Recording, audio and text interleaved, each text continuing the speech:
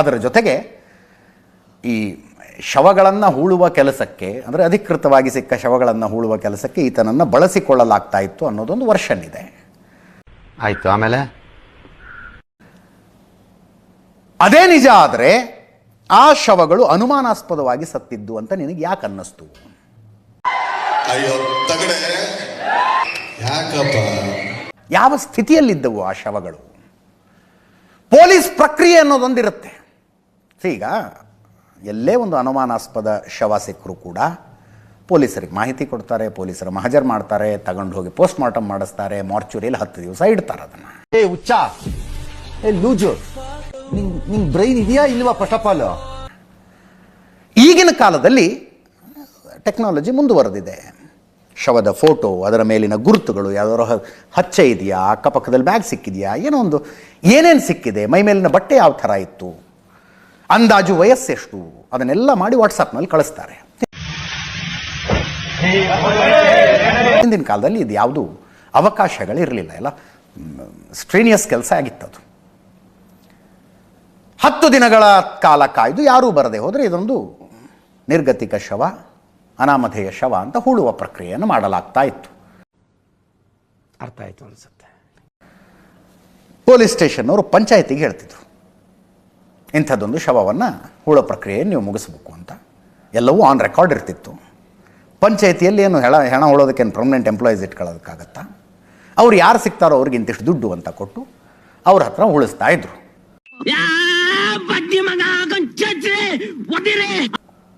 ಈ ಯಾವುದೇ ಪ್ರಕ್ರಿಯೆಯನ್ನು ಮಾಡದೇ ಯಾವುದಾದ್ರೂ ಶವಗಳನ್ನು ಹೂಳಲಾಗಿದೆಯಾ? ಅದು $1 ಮಿಲಿಯನ್ ಕ್ವಶನ್. ಇದರಲ್ಲಿ ಪೊಲೀಸ್ ಪ್ರಕ್ರಿಯೆಯನ್ನು ಮಾಡದೇ ಯಾವುದಾದ್ರೂ ಶವ ಹೂಳಲಾಗಿದೆಯಾ? ಹೂತಿದ್ರೆ ಎಲ್ಲಿ, ಯಾವಾಗ? ಈತ ಹೇಳ್ತಾನೆ, ಕೆಲವು ಶವಗಳು, ಹೆಣ್ಣುಮಕ್ಕಳ ಶವಗಳು ಲೈಂಗಿಕವಾಗಿ ಪೀಡನೆಗೊಳಗಾಗದ ನಂತರ ಕೊಲೆಯಾದಂತೆ ಕಾಣಿಸ್ತಾ ಇತ್ತು. ಅದರ ಬಗ್ಗೆ ಖಚಿತತೆಯನ್ನು ಪಡೆದುಕೊಳ್ತಾ ಇದ್ದಾರೆ. ಹೆಂಗೆ ಹೇಳ್ತೀರಿ ಅದನ್ನು ಅಂತ? ಈ ರೀತಿಯಾದ ಕೃತ್ಯ ನಡೀತಾ ಇದ್ದಾಗ ಯಾಕೆ ಪೊಲೀಸರಿಗೆ ತಿಳಿಸಲಿಲ್ಲ? 2014 ತನಕ 11 ವರ್ಷಗಳ ನಂತರ ಯಾಕೆ ಹೇಳಿದ್ದು?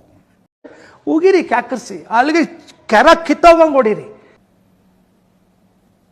ಅಥವಾ ನಾನು ಯಾವುದೋ ಪೊಲೀಸರಿಗೆ ಹೇಳಿದ್ದೆ, ಅವ್ರು ಇನ್ಯಾರ್ದೋ ಪ್ರಭಾವಿಗಳ ಜೊತೆಗೆ ಸೇರ್ಕೊಂಡು ನನ್ನ ಬಾಯಿ ಮುಚ್ಚಿಸ್ಬಿಟ್ರು, ಆ ಪ್ರಭಾವಿಗಳು ಪೊಲೀಸರು ಒಟ್ಟೊಟ್ಟಿಗೆ ಸೇರ್ಕೊಂಡಿದ್ರು, ಈ ಥರದ್ದೇನಾದರೂ ಆರೋಪ ಇದೆಯಾ?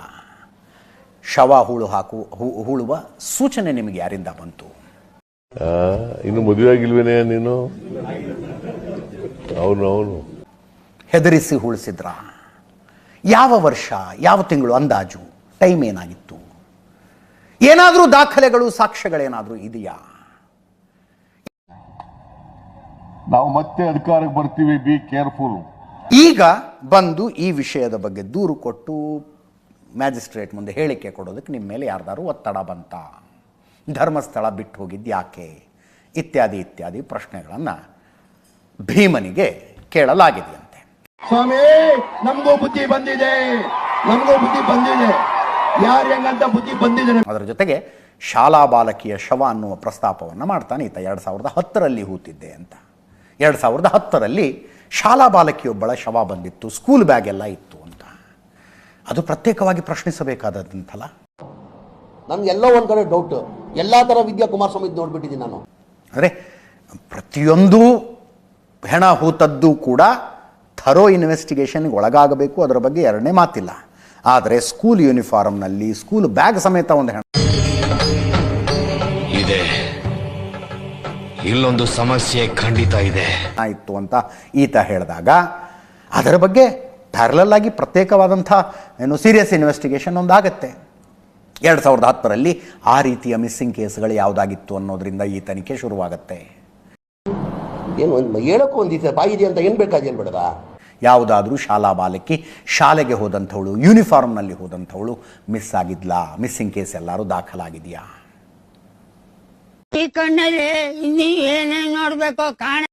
ಅಲ್ಲಿಂದ ಈ ತನಿಖೆ ಶುರುವಾಗಬೇಕು.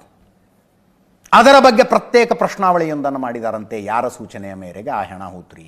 ಯಾರೋ ಮೇಲ್ವಿಚಾರಕ ಅಂತಿರಲ್ಲ, ಅವ್ರು ಯಾರು, ಅವ್ರ ಹೆಸರೇನು, ಎಲ್ಲಿದ್ದಾರೀಗ? ಗೊತ್ತು, ನೀವೆಲ್ಲರೂ ಗೊತ್ತಾಗ್ತದೆ. ಕೂತ್ಕೊಳ್ಳ. ಆ ಬಾಲಕಿಯನ್ನ ಮೊದಲನೇ ಸಲ ಎಲ್ಲಿ ನೋಡಿದ್ರಿ?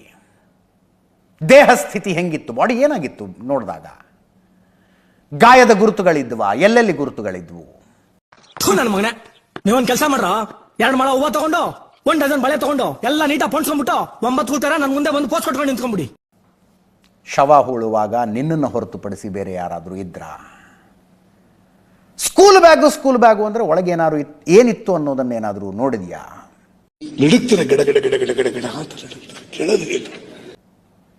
ಸ್ಕೂಲ್ ID, ಶಾಲೆ ಹೆಸರು, ಆ ಥರದ್ದೇನಾದರೂ ಇತ್ತ? ಯಾವ ಜಾಗದಲ್ಲಿ ಹೊತ್ತಿದ್ದು? ಭೂಮಿ ಹೆಂಗಿತ್ತು? ಆ ನಂತರ ಈಗ ಎಕ್ಸ್ಟ್ರಾ ಜುಡಿಷಿಯಲ್ ಕನ್ಫೆಷನ್ ಅಂತ ಕರೀತಾರೆ ಅದನ್ನು, ನ್ಯಾಯಾಂಗದ ಹೊರತಾದ ತಪ್ಪೊಪ್ಪಿಗೆ. ಏನು ಒಳಗಡೆ ಗಿಲ್ಟ್ ತಡ್ಕೊಳಕ್ಕಾಗದೆ ಯಾರ್ದು ಮುಂದೆ ಹೇಳೋದು, ಅಯ್ಯೋ ಹಿಂಗೆ ಮಾಡ್ಬಿಟ್ಟೆ ನಾನು ಅಂತ. ಹಂಗೆ ಯಾರ್ದಾರ ಹತ್ರ ಹೇಳ್ಕೊಂಡಿದ್ರೆ, ಇಂಥವ್ರ ಹತ್ರ ಹೇಳಿದ್ದೆ ನಾನು ಅವತ್ತೇ, ಅದೇನಾದರೂ ಇದೆಯಾ?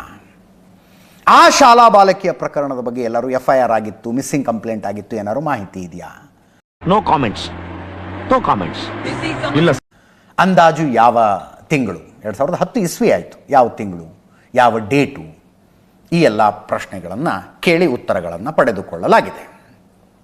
ಬೆಂಡೆತ್ತು ಬಿಡ್ತೀನಿ, ಇಡೀ ಇಕ್ಕೊಂಡು ನನ್ನ ಬಿಡಲ್ಲ.